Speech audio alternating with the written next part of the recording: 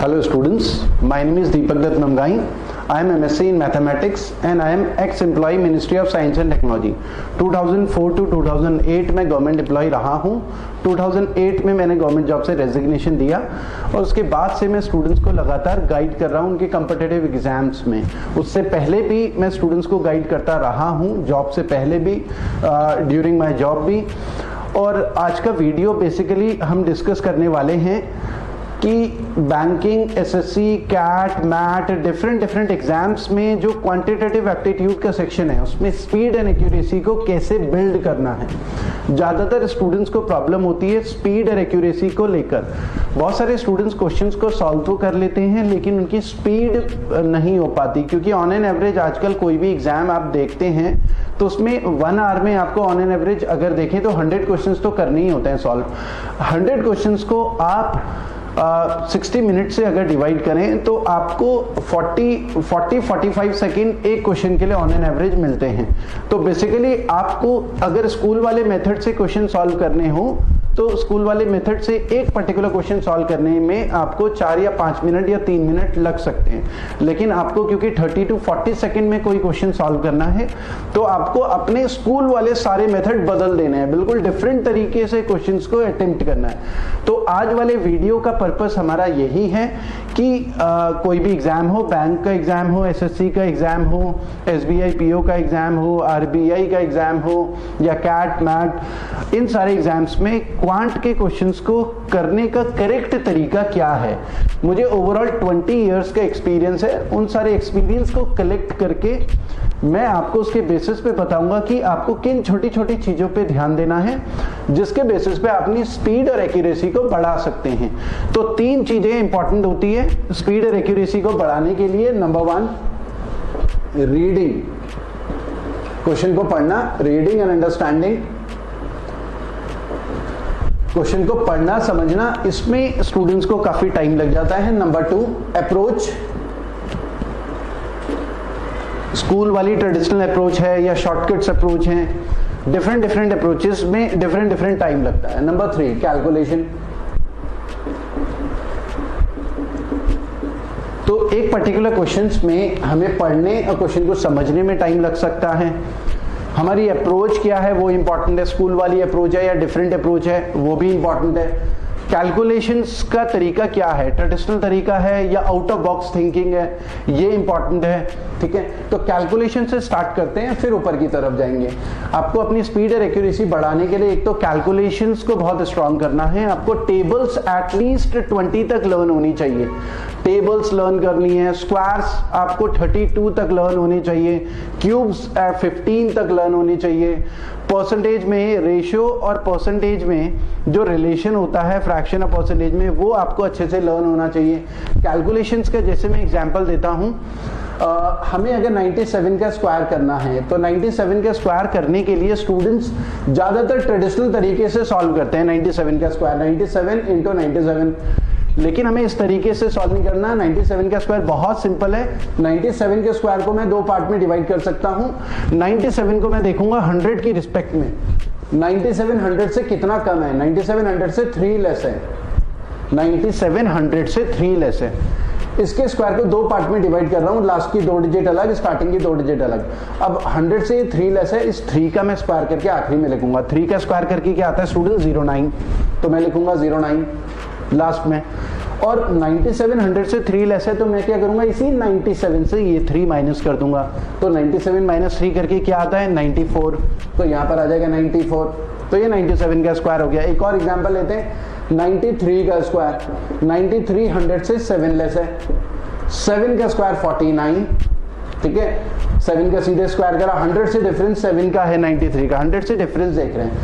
और 93 100 से 7 लेस है. 93 माइनस 7 86. ठीक है, तो कैलकुलेशन के बहुत सारे शॉर्टकट तरीके होते हैं. हमारा पूरा कंप्लीट कोर्स है जिसमें हमने पूरा डिस्कस करा है डिटेल में. माइंड मैथ्स जो शॉर्टकट होते हैं कैलकुलेशन के, अलग अलग तरीके के, स्क्वायर के, स्क्वायर रूट के, क्यूब रूट के, मल्टीप्लाई के, डिवीजन के, परसेंटेज कैलकुलेशन के पूरे डिस्कस करें. आप जैसे और भी देख सकते हैं एग्जाम्पल. अगर मेरे पास आता है 103 का स्क्वायर तो 100 में 3 ज्यादा है, तो बहुत सिंपल है, देखिए 3 का स्क्वायर 09 और 103 प्लस 3 106। देखिए 3 का स्क्वायर 09 मैंने लास्ट में लिखा, 103 में 3 ऐड कर दिया 106। तो इस तरीके से हम स्क्वायर्स कैलकुलेशन कर सकते हैं, ठीक है। और भी हैं बहुत सारे शॉर्टकट्स, जैसे मल्टीप्लाई की अगर मैं बात करूं, मल्टीप्लाई में हमारे पास है 997 इंटू 989। इतने बड़े नंबर को मल्टीप्लाई करना है तो हमारे पास हमें देखना है 1000 की रिस्पेक्ट में ये दोनों नंबर 1000 से कम है। तो 997 1000 से 3 कम है और ये 1000 से 11 कम है। इन दोनों को मल्टीप्लाई करें तो मल्टीप्लाई करके आता है 33। तो 033 3 डिजिट में लिखना है। 1000 अगर बेस है तो 3 डिजिट लास्ट में होनी चाहिए।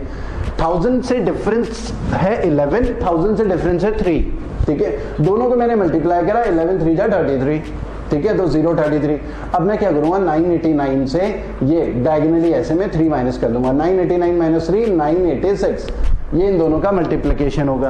अब ऐसे में भी माइनस कर सकते हैं, 986 आ जाएगा, ठीक है। तो बहुत सारे शॉर्टकट्स हैं जो हमने अपने कोर्स में पूरे डिस्कस करे हैं कैलकुलेशन से रिलेटेड। चाहे स्क्वायर 2-3 सेकंड में आप स्क्वायर निकाल सकते हैं, क्यूब्स निकाल सकते हैं, स्क्वायर रूट निकाल सकते हैं, क्यूब रूट निकाल सकते हैं, मल्टीप्लाई कर सकते हैं। थोड़ा सा आपको प्रैक्टिस करनी है। तो कैलकुलेशन आपकी स्ट्रांग होनी ही चाहिए। बिना कैलकुलेशन को स्ट्रांग किए आप कोई भी एग्जाम क्लियर नहीं कर सकते। कई बार स्टूडेंट्स का रीडिंग अंडरस्टैंडिंग अप्रोच भी बेटर रहती है, लेकिन कैलकुलेशंस को इग्नोर करके चल रहे होते हैं ज्यादातर स्टूडेंट्स। एक और एग्जांपल लेते हैं, जैसे परसेंटेज कैलकुलेशन में हमारे पास आया 321 और हमारे पास है 67 इंटू 100। ये आपको कैलकुलेट करना है। तो इसको कैलकुलेट करने का तरीका क्या है, ये सब हमने डिस्कस करा है अपने कोर्स में। 10% 32, ठीक है, ये 100% होता है, हमें निकालना है, कैलकुलेट करना है 67 321 का कितना परसेंट है। अब बेसिकली आप ट्रेडिशनल तरीके से सॉल्व करेंगे। शॉर्टकट तरीका क्या होता है, आप प्रैक्टिकली सोचिए कि मान लिया कि 321 मार्क्स में से आपके 67 मार्क्स आए, तो आप अपने परसेंटेज निकाल रहे हैं। इतने मार्क्स का एग्जाम था और आपके इतने मार्क्स आए 67। तो एक बात तो आपको समझ में आ रही होगी कि आप तो फेल हो गए बुरी तरीके से, क्योंकि इतने में से केवल 67 मार्क्स आए हुए, तो वो तो बहुत कम मार्क्स है। तो आप प्रैक्टिकली सोचिए कि आपके 10% मार्क्स कब आते, इतने में से 321 में से, जब 32 मार्क्स आते। 321 का 10% है 32, आपके 10% मार्क्स तब आते जब आपके 32 मार्क्स आते इतने में से। 1% मार्क्स कब आते, जब आपके 3.21 आते या 3 आते। अब जब 10% 32 मार्क्स होगा तो 20% 64 मार्क्स होगा, तो 20% से ज्यादा है ये, ठीक है। 10% 32 मार्क्स है तो 20% 64 मार्क्स होंगे, और बचा क्या +3, तो ये होगा 20%, ठीक है। 10% 32, 20% 64 और 1% है 3, तो ये ओवरऑल हो गया 21%।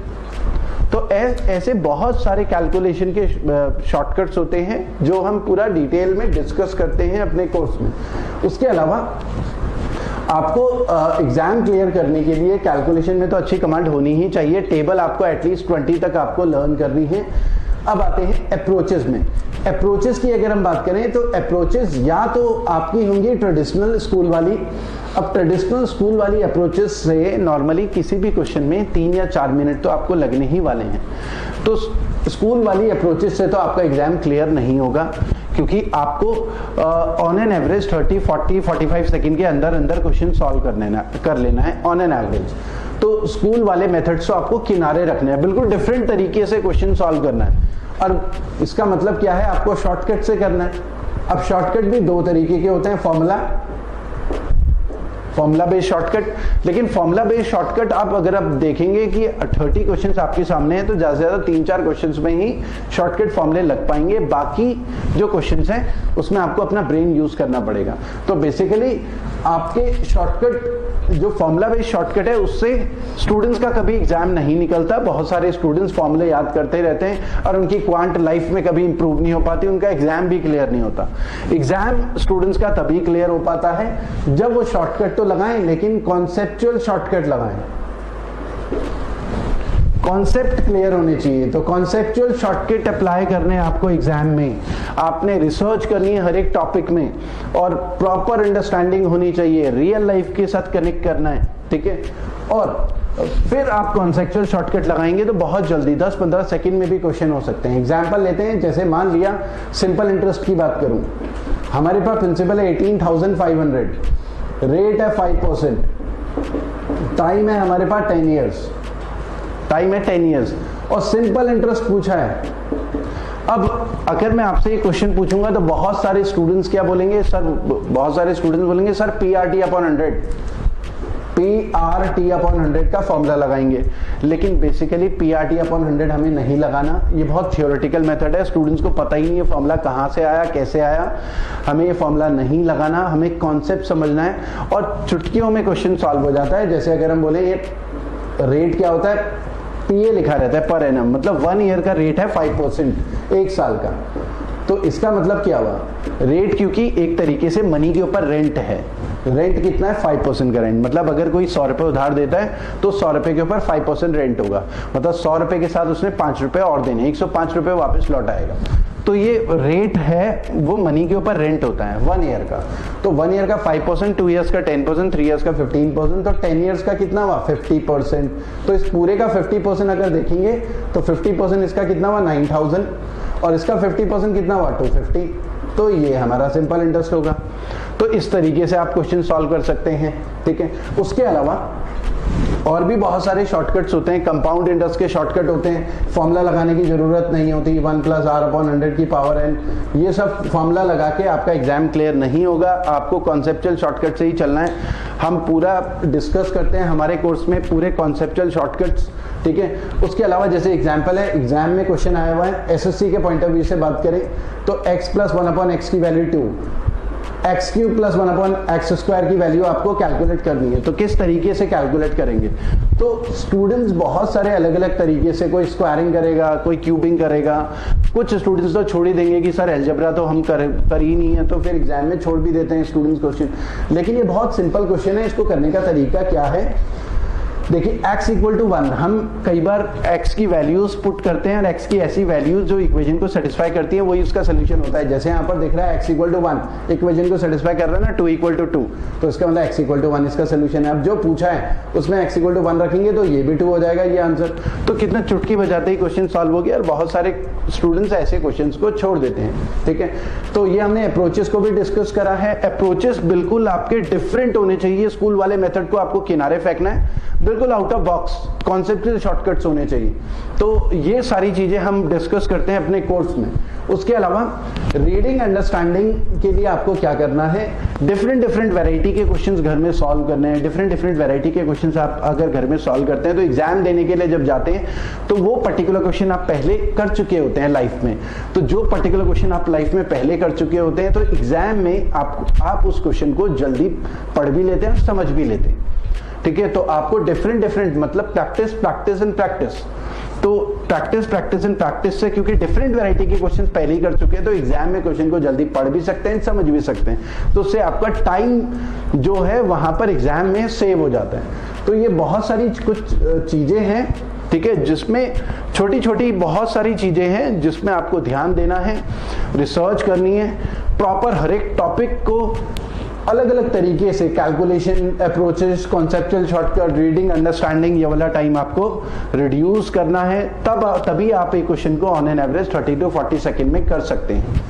तो स्टूडेंट्स, हमने जो बैंक पीओ का कोर्स जो बनाया है, इसमें हम मैथ्स के, क्वांट के सारे टॉपिक, अरिथमेटिक हो, बैंक पीओ के पॉइंट ऑफ व्यू से, एसबीआई पीओ के पॉइंट ऑफ व्यू से बात करें, आईबीपीएस पीओ के पॉइंट ऑफ व्यू से, आरबीआई के एग्जाम के पॉइंट ऑफ व्यू से बात करें, तो हमने पूरा डिटेल में डिस्कस करा है कि शॉर्टकट किस तरीके से अप्लाई करने हैं, ठीक है। और हमारे यहाँ जो इंस्टीट्यूट है, 15,000 से ज्यादा स्टूडेंट्स को हम पढ़ा चुके हैं और 1,000 से ज्यादा फाइनल सिलेक्शंस हैं, और हमें बहुत ज्यादा एक्सपीरियंस है कि शॉर्टकट किस तरीके से किस पर्टिकुलर क्वेश्चन में लगाया जाता है, ठीक है। उसके अलावा अगर आपको ये वीडियो पसंद आए तो लाइक जरूर करें और शेयर जरूर करें, और हमारा जो क्वांट का जो हमारा कोर्स हमने बनाया है उसको आप परचेज करना चाहें तो परचेज कर सकते हैं। ये ऑफर केवल एक लिमिटेड पीरियड के लिए है, बहुत कम प्राइस में हम स्टूडेंट्स को ऑफर कर रहे हैं, ठीक है। और हमारा यूट्यूब चैनल भी है जिसको आप सब्सक्राइब कर सकते हैं, उसमें भी बहुत सारे वीडियोस हैं। हमारा मोबाइल ऐप डाउनलोड कर सकते हैं गूगल प्ले स्टोर से, इक्वेशंस IAS के नाम से हमारा मोबाइल ऐप है, उसमें आपको बहुत सारे कोर्सेज मिलेंगे, ठीक है। आज इतना ही डिस्कस